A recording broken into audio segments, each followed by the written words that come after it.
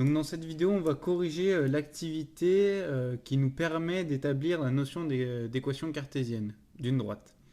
Donc dans cet exercice, on nous donnait d'abord deux points, A et B, avec A pour coordonnées de -2, 0 et B 4, 5. Donc la première question, c'était, donc on nous donnait deux points C et D, et on se demandait s'ils étaient sur la droite AB.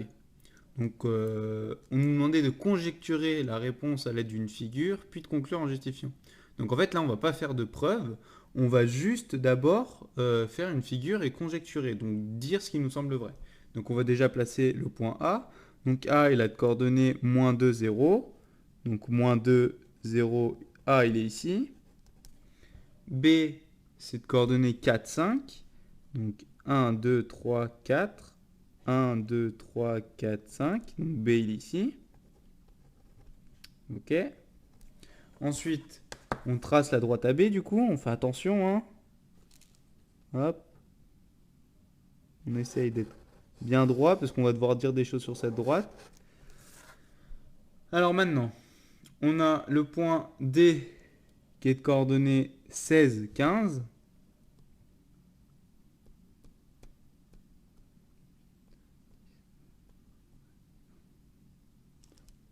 16 ici, donc vous voyez, il est très loin, hein. Il est très très loin. Hop. Donc en fait, on va continuer. Et 15, 1, 2, 3, 4, 5. Tout en haut ici. Donc on continue. Hop. Et en fait, on voit que donc D de coordonnées -16, 15, il est sur la droite AB. Et maintenant, le point C de coordonnées 3, 4. Donc 3 ici, 1, 2, 3, 4. Bah là, on a l'impression, bon, qu'il n'est pas vraiment dessus, hein. Ça passe un tout petit peu au-dessus. Donc là, qu'est-ce qu'on peut conjecturer? On peut conjecturer que D, lui, est sur la droite AB et C est sur la droite, n'est pas sur la droite AB.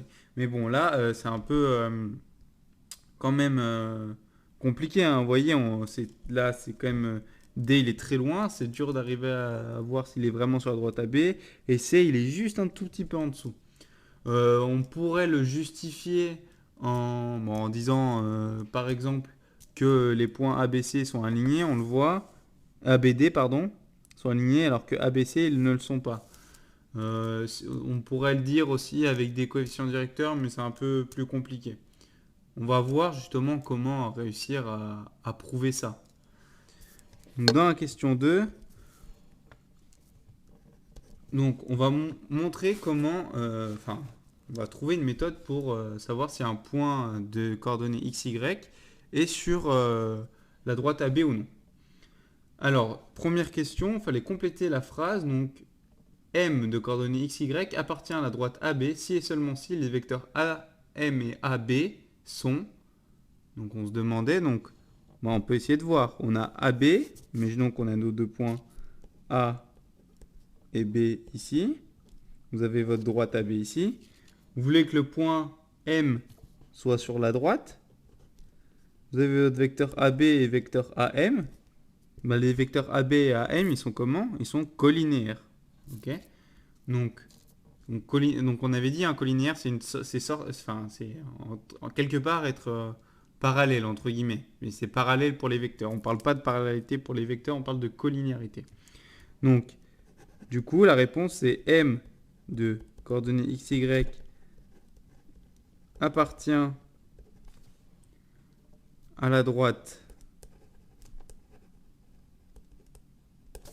AB si et seulement si, donc S et si, hein, on va marquer, les vecteurs AM et AB, du coup, sont collinéaires.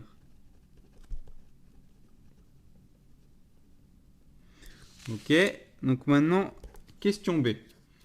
On doit calculer le déterminant des vecteurs AM et AB. Donc ça, on avait vu, pour calculer le déterminant de deux vecteurs, Donc attention, hein, le déterminant c'est toujours entre deux vecteurs. Hein, le déterminant d'un vecteur ça veut rien dire, c'est le déterminant entre deux vecteurs. Il fallait d'abord calculer les coordonnées de ces vecteurs. Donc on va calculer les coordonnées de AM. Et bien AM, donc c'est xm moins xa. Bon bah xm, on ne sait pas, c'est égal à x, hein, parce que m est de coordonnées xy. Moins, du coup, moins 2. Et ensuite y moins 0. Et AB, il est de coordonnées xb moins xa, donc 4 moins 2. Faites toujours attention au moins moins. Hein, et 5 moins 0. Donc AM, il a pour coordonnées x plus 2, y. Et AB, il a pour coordonnées, donc 4 plus 2, donc ça fait 6. 5 moins 0, ça fait 5. Donc AM, il a ces coordonnées-là. AB, pardon. Et on nous demande de calculer le déterminant de AM et de AB. Donc ça, on recopie. Donc c'est x plus 2, y, 6, 5. On les écrit comme ça. On n'oublie pas, c'est la formule là. Donc c'est égal à x plus 2 facteur, enfin fois 5. Bon, x plus 2 il est en facteur, il faut faire attention. Moins, parce que quand on va là c'est moins, 6y. Donc ça on peut développer, on va développer. Donc ça nous fait 5x plus 2 fois 5, donc 10, moins 6y. Donc voilà le déterminant de AM et de AB.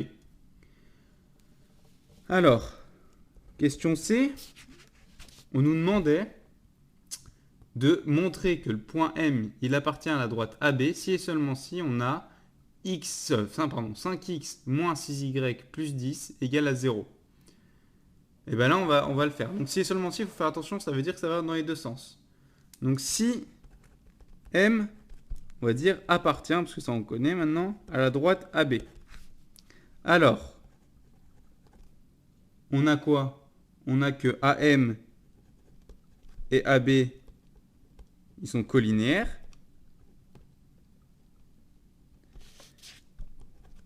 Donc, le déterminant de AM et de AB, et ça on avait vu dans le chapitre précédent, ça veut dire que s'ils sont collinaires, le déterminant est égal à 0. Donc, si le déterminant est égal à 0, ben le déterminant c'est ça. Donc c'est si 5x plus 10 moins 6y égale 0, et ben ça c'est ce qu'on voulait. Il ne faut pas oublier l'autre sens.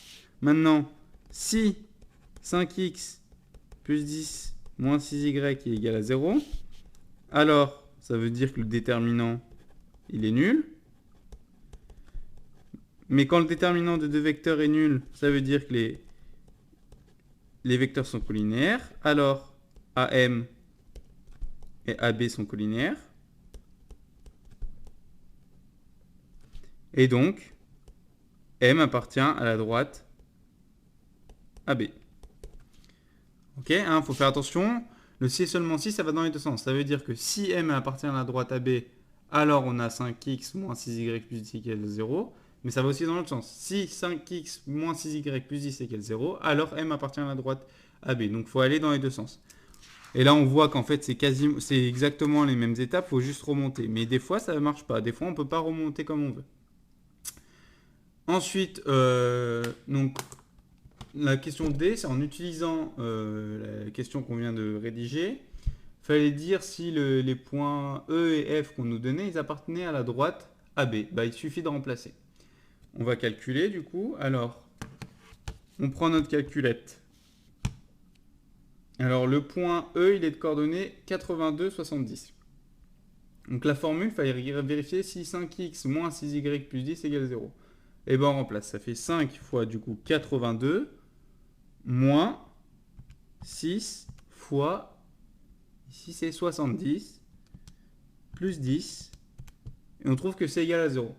Du coup, le point E, il est bien sur la droite AB. Et on va vérifier maintenant pour F. Donc F est de coordonnées moins 42, moins 33. Donc c'est 5 fois, on n'oublie pas les parenthèses, moins 42, hop, moins 6 fois moins, combien c'est moins 33. plus 10. Et là, ça fait moins 2. Du coup, le point F, il n'est pas sur la droite AB. Et si on veut aller un peu plus loin, du coup, on peut vérifier avec nos points C et D. Est-ce que C, il était sur la droite? Donc ça fait 5 fois 3 moins 6 fois 4 plus 10. Donc C, il était pas sur la droite AB, comme on avait dit. Et est-ce que D est sur la droite AB? Donc c'est 5 fois 16 moins 6 fois 15 plus 10. Ah, j'ai oublié un moins, on va refaire. 5 fois 16 moins 6 fois 15 plus 10. Ça fait 0. Donc D, il est bien sur la droite AB. Donc voilà une méthode pour trouver directement si le point M, s'il y a un point, il est sur la droite AB. Donc pour la partie 3, on passe sur l'ordinateur. Donc dans la question 3, donc c'est l'algorithmique, donc on se retrouve sur Piso, hein, là je suis sur Piso. Donc on nous demande nous donne un algorithme qui est incomplet. Il faut que cet algorithme il nous indique si un point de coordonnées xy il est sur la droite AB. Et bien sûr en utilisant ce qu'on a fait juste avant. Donc on nous donne donc déjà la fonction, donc elle s'écrit comme ça, donc c'est def pour créer la fonction. Ensuite la fonction, ils ont décidé de l'appeler point sur droite. Et on a deux variables, x et y. Donc voilà nos deux variables. On met deux points une fois qu'on a fini ça. On arrive à l'autre ligne. Ensuite, on a un if, et là on a des petits points, il faut compléter. Si on regarde après le if, donc le if c'est si, donc il va y avoir une condition, et si cette condition est vérifiée, il y a quelque chose qui va être réalisé, et ce quelque chose, on voit que c'est print, le point est sur AB, donc afficher le point est sur AB. Et par rapport à ce qu'on a fait avant, le point il est sur AB si 5x moins 6y plus 10 égale 0. Du coup, par Python, ça se traduit par 5 fois x moins 6 fois y plus 10. Et attention, là, c'est égal 0. Pourquoi? Parce que sur Python, le égal, hein, c'est pour affecter une valeur à une variable. Hein. Par exemple, x égale 3, ça met, ça met 3 à x. Et là, on veut tester, pour tester l'égalité, il faut faire égal. Donc, égal 0, deux points, et du coup, print, entre parenthèses, j'ai oublié le t, print, entre parenthèses, on n'oublie pas les guillemets, hein. Les guillemets, c'est pour afficher une phrase. Du coup, on affiche le point est sur la droite AB. On revient à la ligne. Oula, j'ai oublié la parenthèse. Hop, on revient à la ligne. Cette fois, il faut faire attention. On va sortir du if. Donc, il faut qu'on aille ici. Hein. Là, si on revient à la ligne, en appuyant sur Entrée, on se retrouve ici. Mais là, on sort d'ici. Hein. Nous, c'est si ça c'est égal à 0, on doit afficher ça. Et sinon, donc pour afficher le sinon, on doit se mettre à la même hauteur que le if. Sinon, on n'a pas besoin de dire sinon c'est différent de 0. Du coup, sinon on doit afficher le point n'est pas sur la droite AB.